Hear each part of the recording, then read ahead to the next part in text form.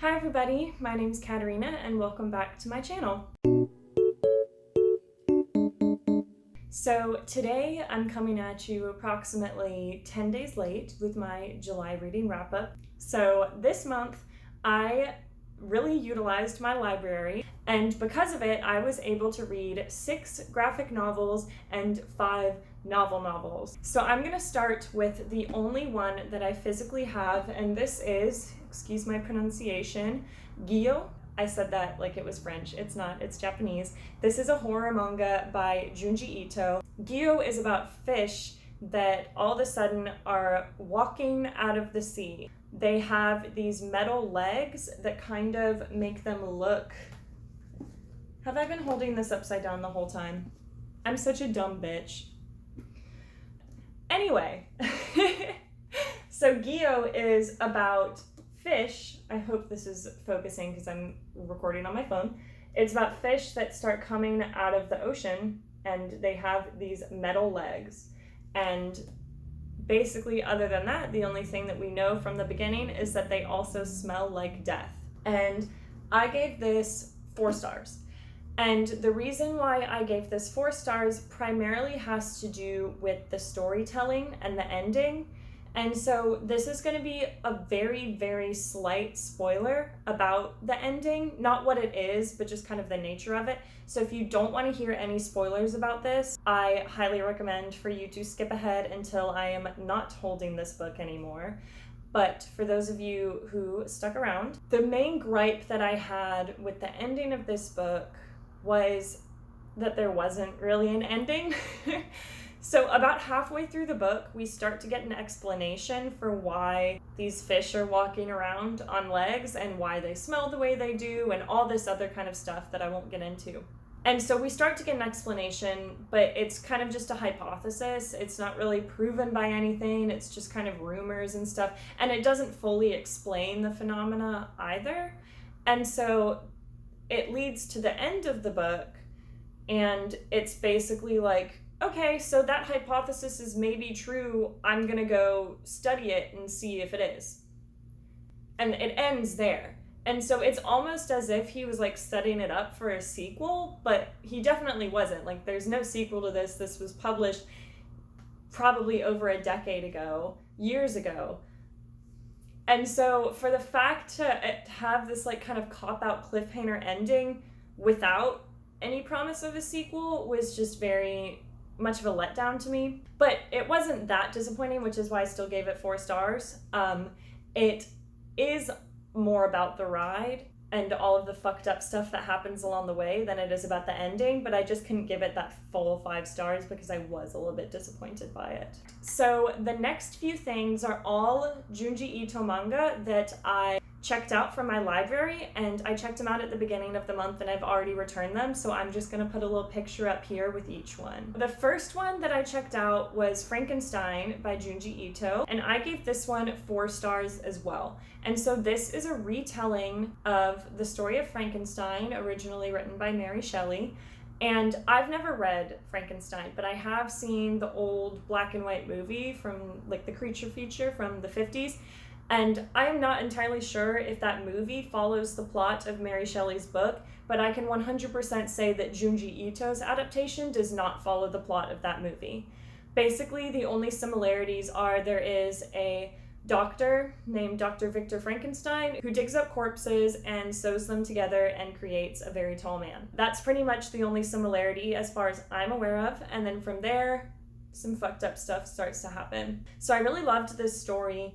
Kind of similar to the last one, the writing wasn't as great. It's definitely more about the art, which was really disgusting and awesome, and I loved it. But also the cool thing about this collection is because the Frankenstein story was about this long in a volume that was this big, and so all of the remaining pages were a bunch of shorter stories, and I really enjoyed those. So the next 2 that I read, also by Junji Ito, are both collections of stories. So the first one is Shiver, and the next one is Smashed.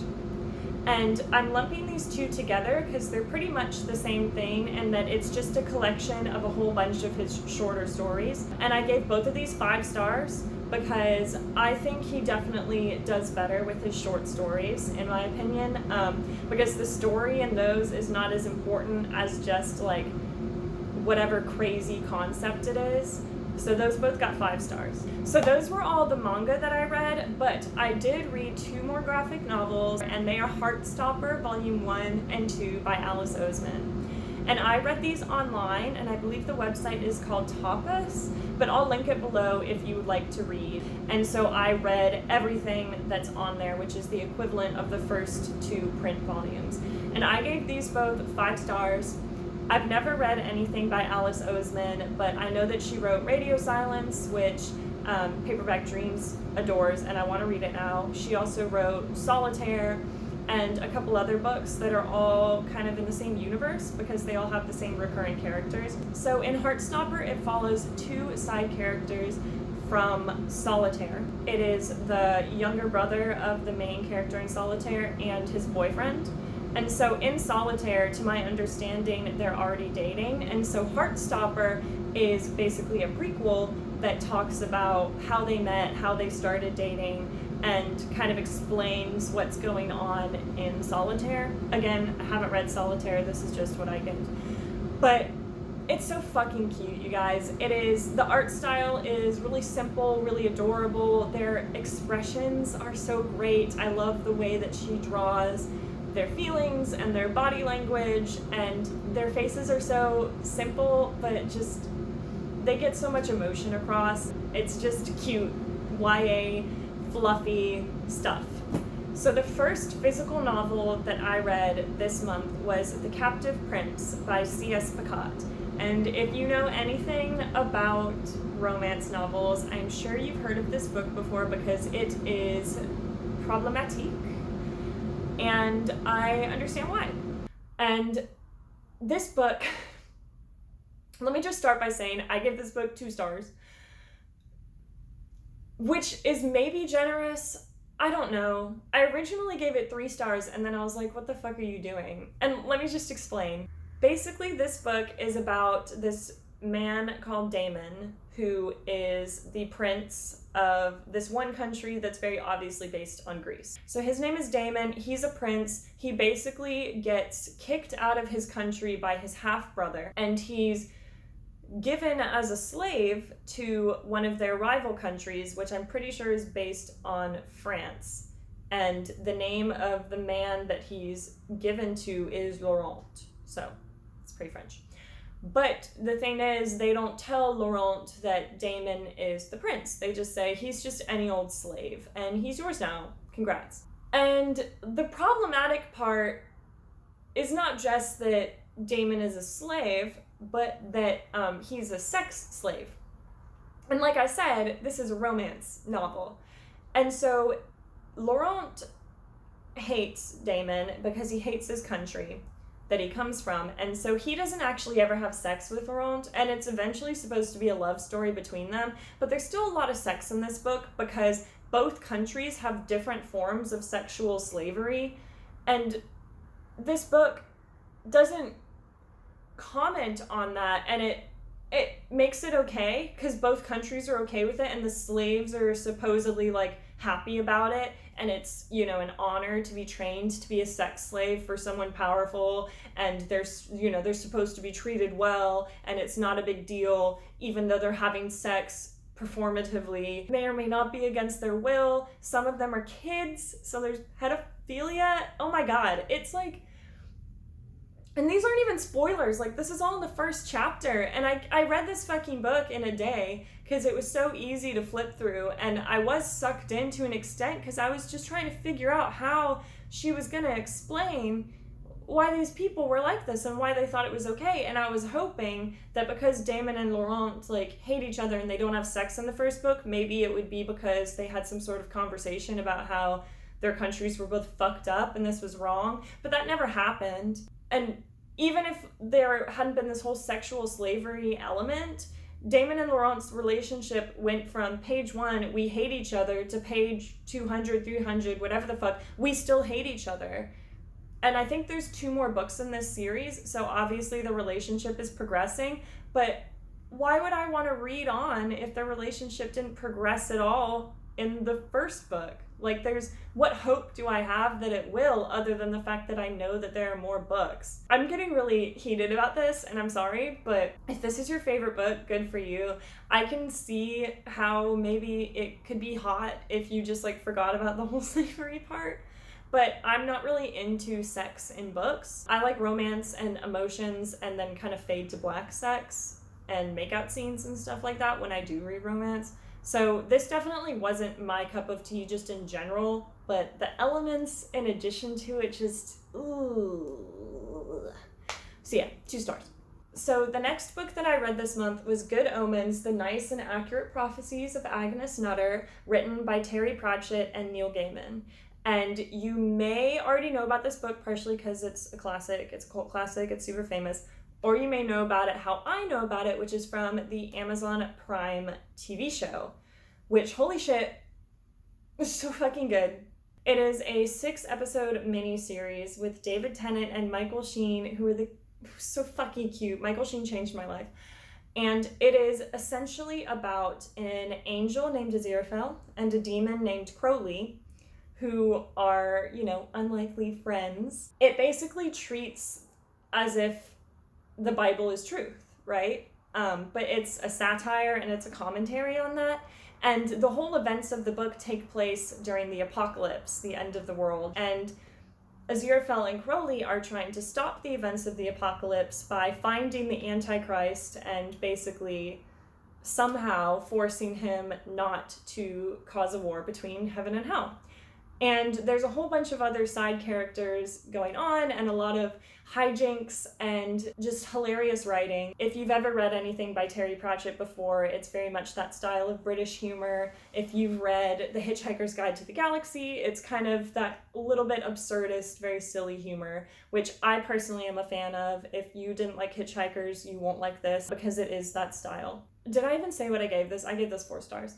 So the reason that I gave this 4 stars, and I love it, but the reason I gave this 4 stars is because the real highlight of this book is Aziraphale and Crowley. And this is Crowley, by the way. Love him. Icon. It's their relationship, their banter, the way that they personify humanity. They are really the most important characters in this book. But I felt like less and less page time was spent on them. Like, they are so important here, and then a little bit important here, not at all in here really, and then kind of important again at the end. And I understand that because they're my favorite characters, I do have personal preference. I want to see more of them. But this was something that in the show was different. Neil Gaiman wrote the screenplay for the show, and he added in way more scenes with Aziraphale and Crowley, way more content. Basically everything that's in the book is in the show, plus more stuff between them. And so I think he recognized how important they were and how lovable they were and rectified a mistake that was made in this book.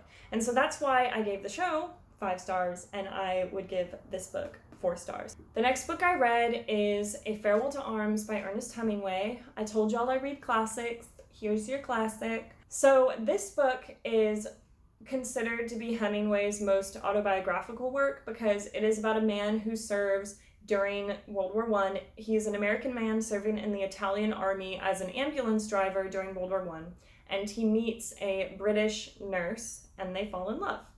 And that's basically what everyone tells you this book is about. That's what the back of this book says it's about. And to an extent, yes, it is. But it's also like a lot of other Hemingway novels where it's a lot of people sitting around and drinking and getting excessively drunk and philosophizing and talking about war and man stuff and whorehouses and various things. And so while I was reading this book, I wasn't enjoying the drunken chit-chatting as much as I have in his other books, like The Sun Also Rises, which is my favorite Hemingway book. And also I felt like the main character's relationship with the nurse was it was unhealthy, and I don't think it was meant to be healthy.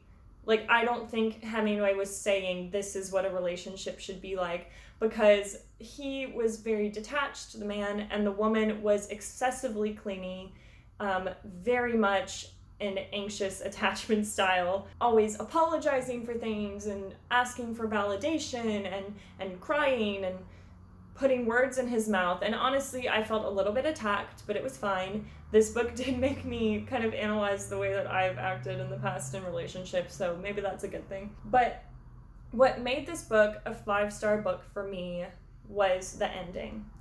And I cannot tell you what the ending is, and I'm not even going to include it in like a spoiler section because I knew what was going to happen at the end because I, like a dumb bitch, read the introduction, which you should never do when reading a classic because their favorite thing to do in the introduction is quote things from the end and talk about the end as if everyone has read the book already, which I hate. The ending of this book made me cry like a little bitch, which for one, I love to cry, so automatically 5 stars if something can make me cry. But it was just so well done, and it really exemplified what I love about Hemingway and how he is able to use such unemotional language to bring forth and to explain such complex emotions and such strong emotions. And he's just really an incredible writer. And I know that I'm some white girl talking about an old dead white man, and believe me, I hate worshiping old dead white men as much as the next person, but I also think it's important to actually recognize when they are talented and it's not just the patriarchy that's building them up. And he is very talented. Trigger warning, there is one unfortunate use of a racial slur, the N-word, in this book. It caught me off guard. I hated it. It was completely unnecessary. It was not said against a black person. It was not used in an aggressive way or as like a hateful thing. Obviously, just the use of it is a hateful thing. But I just wanted to let y'all know, if you want to avoid this book because of that, go for it. Despite that, still a 5-star read. So the next book I read, to satisfy all the people that are following me for horror novels, Off Season by Jack Ketchum. And I really hope that this doesn't look like shit because this is a library book and it's got that plastic on it. So I think I'm just gonna put it down, but there you go. There's the cover. So this book I gave 4 stars. It is about cannibals in Maine in the 80s, I believe. And it is just a straight up horror novel. It's a bunch of people in a cabin in the woods and the cannibals want to eat them. And that's all you need to know. Like, that's the plot. And he didn't disappoint. It was great. It was gross. It was engrossing. It was so quick to read and very, very well written. One of the most well written horror novels in terms of just cutting out all of the filler and cutting out all of the fat, to use kind of a funny cannibal. I'm gonna cut that joke out though, such shit. It read like a screenplay, or it read like I was watching a movie, just because it moved so fast, and I love that. And so I think it's really wonderful for that. I will say, I had heard that this book was supposed to be like excessively gross, like banned in 50 countries. Oh my god, who the fuck? He must be a serial killer himself to have thought of this. No, it's not like that. If you've heard that and it scared you from reading this book, go ahead and pick it up if you want to. It's perfectly fine. Yeah, there's gross stuff. I mean, they're cannibals. They're eating people. He's going to talk about them eating people. And so if that sounds like something you can't handle, then stay away. But if you've read literally any other horror novel that involved some body horror, like someone's leg getting chopped off or something, then you will be perfectly fine. The reason why I gave it 4 stars was a little bit because of that, which is a stupid reason to knock off a star. But I also have another reason. And that it's just, for a book to be 5 stars for me, I either just have to like really, really love it, or it has to be like excessively well written or excessively different and important. And I just felt that this book didn't really, philosophize, which sounds so pretentious, but it was literally just a horror novel, and that's great, and I love it, but it didn't talk about, the nature of humanity or make some sort of political statement or anything like that. And it doesn't have to. It doesn't have to. But if it did, and I had liked that, it would have been 5 stars. My last book, In the Miso Soup by Ryu Murakami. This is what I'm talking about. I gave this 5 stars, and this is what I mean when I say a horror novel that explores things and is not just a great horror novel, but also like makes you think after you put it down. So let me tell you what this one is about. It is set in the 90s, and it is told from the perspective of a young 20s Japanese man who works basically as a tour guide for the different red light districts around Tokyo. And so that includes strip clubs, prostitution, hostess clubs, all kinds of things that are of dubious legality. And he acts as a tour guide to tourists who do not speak Japanese but want to use these services. And so the basis of this story is that this Japanese tour guide has a customer named Frank who has employed him for 3 nights worth of touring. And the night before this man meets Frank for the first time, a high school girl is murdered and dismembered in the same area that he is supposed to meet this man. And so he immediately, upon meeting Frank, the American man, just thinks there's something off about this guy. He murdered that girl.